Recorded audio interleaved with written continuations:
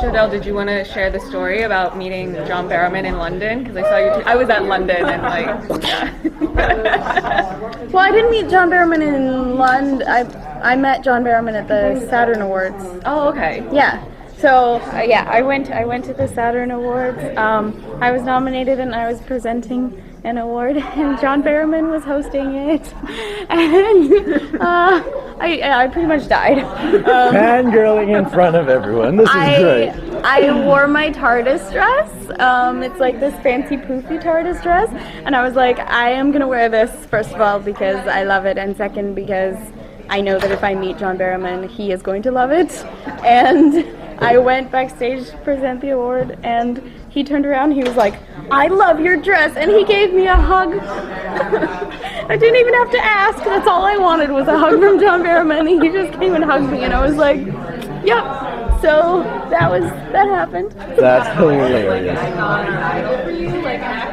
I just think he's amazing. I think he's fantastic. I follow him on his social media and everything he posts. It's just, he always looks like he's having such a good time, and he's such an entertaining person in general.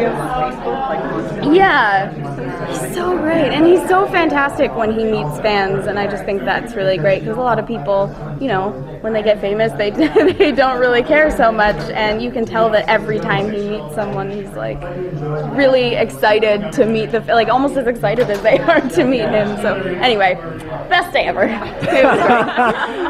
See, I wish I just gave you that, and I just snuck up. It's a good moment to see. It was great. Yeah. Oh yeah, that's what we're talking about. I could talk about John Barrowman some more if you wanted. Yeah. For you, I was wondering, Yeah. So you spent a whole season playing a character, no memories. You kind of Right. had to play Slade. Yeah. And like a couple weeks ago, we went back to see that episode where you guys had your cast memories. How was that to play that, and how did you know, like when you started off, you get a script as to what your character's history was, or was that something you kind of just adapted? No, I love playing Rio. He's just so different from before. He's comfortable. He's more confident, and he is so quick to make those tough decisions, and I love that about him. As far as his backstory, I knew enough. I didn't want to go beyond that because Joe, Paul, and Jay have such a specific storyline that I don't want to alter it, and I don't want to deliver something that's going to alter that outcome. So what I did is I just used what I know from the season 1 episodes. I knew that he was from Zyron and his planet was at war, and his father was really tough on him. So just the whole father thing I was able to relate to. So it was nice and easy to give that personality to him. Yeah, so it wasn't too difficult or anything. Is that difficult as an actor to do that? No, it's so fun. It's so fun because you spend an entire season or entire feature, whatever, playing one character, playing one personality, and even though you have the dynamics, it's still that same person. But when you get to change that same person with that personality, it's such a blast. Yeah. A lot of characters get the opportunity in any show to follow the progression and growth, and then have it at least temporarily revert back. Yeah, there's a lot of that going around on Dark Matter. Yeah, that's all. Yeah. But it's funny because I feel like now I want to go back and watch like the first episode. Yeah. Exactly. It's like, oh yeah, the characters were kind of like that back then. Yep. But we just run along with them, so we don't notice that so much. So it's very jarring. Yeah. That reset. Yeah, we had a nice little preview of them in season 1 when we were trying to figure out what to do with 5 at the time, and then I just told him, you know what, welcome aboard, little warrior. And so I just got to build I it. love the flashbacks. Yeah, those are my fun. favorite. It's really cool. For Emily. Oh yeah, right. That's me. Oh yeah, that is you. Yeah, it's weird. It's Yeah. weird. I have to remind myself of my face. Yeah. So actually, it's kind of 2 questions in a way. One, I guess as an actress, doing your character, how much fun was it? And I think it's the first and second episode of the season. From all, You know, it's like that. It's amazing. You know, I knew that was the title of the episode. I think it was the second episode. Okay, Yeah. so the voting. Yes, I was so happy that everybody chose that title. See that, I'm like, oh, it's gotta be. It's gotta be. Yeah. Yeah. Yeah. 10 out of 5 now. It was like, whoa. Epic. Epic, All right? sorts of epic. Yeah, I loved it. I mean, what did you think as an actress knowing that was your character and how you go? Honestly, Kill Them All was probably my favorite line in the entire season. Yeah. When I read that, I was like, yes, I cannot wait to do that. I get really excited when there's a scene with Five that's different than how she usually acts. Just with any character, really, when it's out of the ordinary for them, it's so much fun to show twists and turns in a character's development. And that was definitely a twist. That's not something that people are expecting Five to ever say.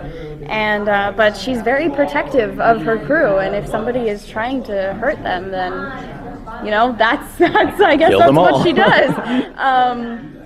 And so, you know, it seems a little harsh, I guess, but she's really just trying to protect her friends. And she succeeded, so. Exceedingly well, she fixed it. Yeah. And then follow up to that. Was it actually in for her to go for the bigger gun? That was, I that think was a twofer in that episode. You know what? I think the fans drew that one in. Well, okay, Right? so, Three's gun, Bubba, is gigantic. It's probably almost as tall as me, Yeah. and it's very heavy. Yeah. So when we were doing our photo shoots in the first season, Bubba was around because Three had just done his photo shoot, and somebody jokingly was like, "Hey, Jodelle, here, grab this for a photo." And I did, and I was like, "Wow, this is really heavy. This is like ridiculous for me to hold this." And then I guess our writer Joe saw that and went, "Yeah, you know what? She should have that in the second Yeah. season." Yeah. So I did. And it's so. I mean, I guess it looks okay on camera, but every time that we cut, I was just like, "Oh my god, it's so heavy!" Yeah. it's really awkward for me to carry it. Anyway, but yes, it was. So it was in the script. That was, I guess, an idea that Joe had when we were doing the photo shoots in the first season, and he decided right then and there that in season 2, Five would have Bubba for at least a short period of time. And just so that you know how heavy it is, so Anthony is about 6'1", 6'2", and after every take he needs a breather. It's like, it feels like a real Well, if you're gun, holding it yeah. up, especially, I mean. Yeah, so when I heard of her coming to carry Bubba, it was just like, well, good luck. I could guess I'm not barely doing do it. Yeah, but she killed it. She killed it. She did it so well. Oh, thanks. Kind of like one of those aim and fire. 'Cause, Yes. You know, that thing Oh, is yeah. like, no precision necessary. Yeah. Yeah. But it doesn't kill, so it's just like, what this big gun, Yeah. and it just does that. I don't know. It was such a small sheer. Yeah, this is true. The Yeah, man with his big gun, right? Doesn't even kill him. yeah. So how do you think both of your characters in the long run are going to be affected by one set, like the quest for Bigfoot? I mean, there are some people on the ship that were closer to one than others. I mean, obviously, 2 was pretty close to him at some point, so it's going to affect all of us, really, though. Just some of us more than others. I don't think anybody is, you know, everybody's sad about it. Everybody wants to find out what happened, but I don't know if 5 is so much with the revenge, or maybe she is. Who knows anymore with 5? It's true. It's true. But I think 4 is probably. No, you know what? 4, I think between the death of 1 and the betrayal of 6, it was more of a blessing for him because he got to realize who he can actually trust. Yeah. And that's a big deal for him, right?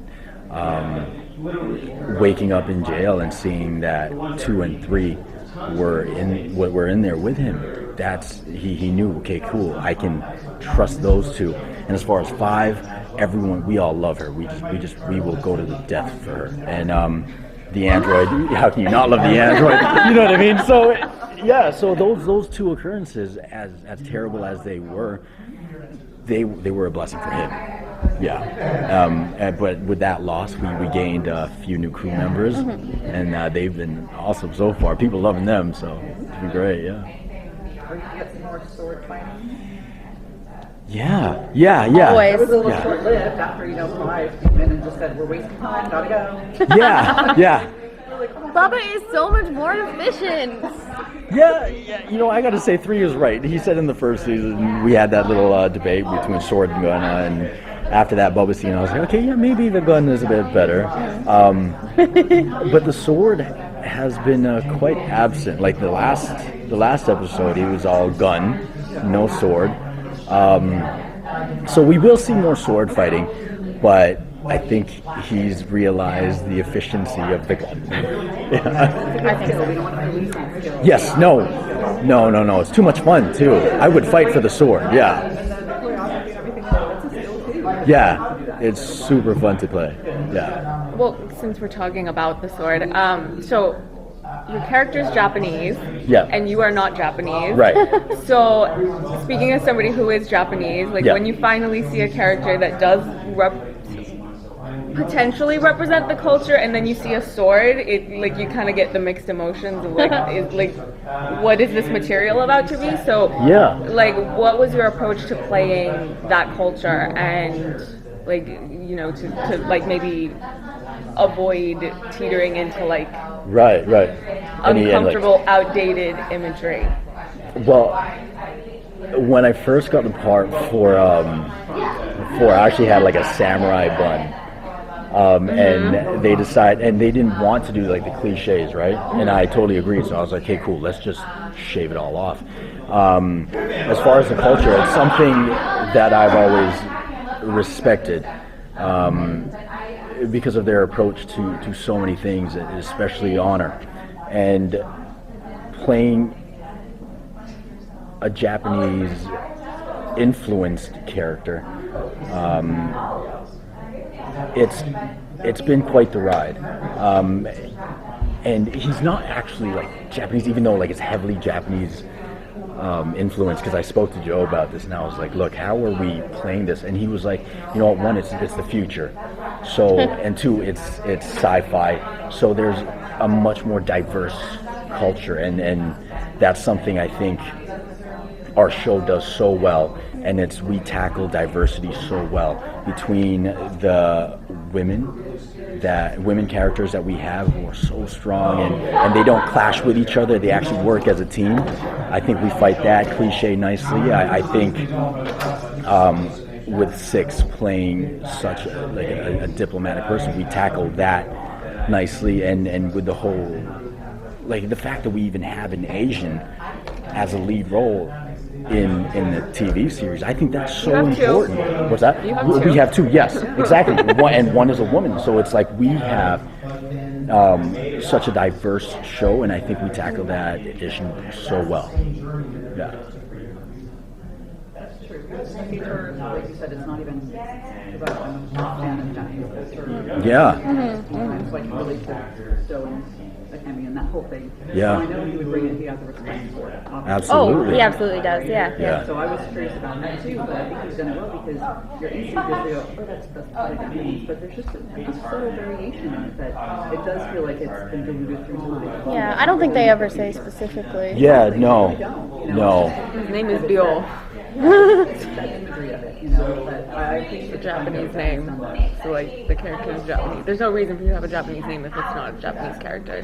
Yeah, no, it's certainly Japanese culture influenced, and like it was just one of those roles where I came in and I delivered the performance that they wanted, and so they went with me. And if you see Zyron, you see the people who are more Chinese, who look Filipino, who look Hawaiian. We have African Americans as part of the Royal Guard. We have Caucasians as part of the Royal Guard, and that goes throughout the entire universe. So I think this whole segregation topic of giving such specific stereotypes that we're feeding into by tackling these issues that way. I think it's not allowing TV and film to progress further, because if we keep tackling it like, hey, you're not Japanese but you're playing Japanese, this is not right, you know what I mean, I think we lose that culture. And to have that sort of approach to it, because I mean, like, even though I'm Filipino, like, I have family in Japan, in Okinawa, so it's like, you know, who's to really say what Japanese truly is? You know what I mean? Like, yes, there's obviously the traditions and the culture, but the world is moving forward. You have like the Hakka Chinese Indians who live in India. You know what I mean? Like, and we live dark matter in the future. So that collision of cultures It's will be there. a very different world. Yeah. As far as culture and all of It that. is, yeah. And I think we need to free ourselves of these topics like that, yeah.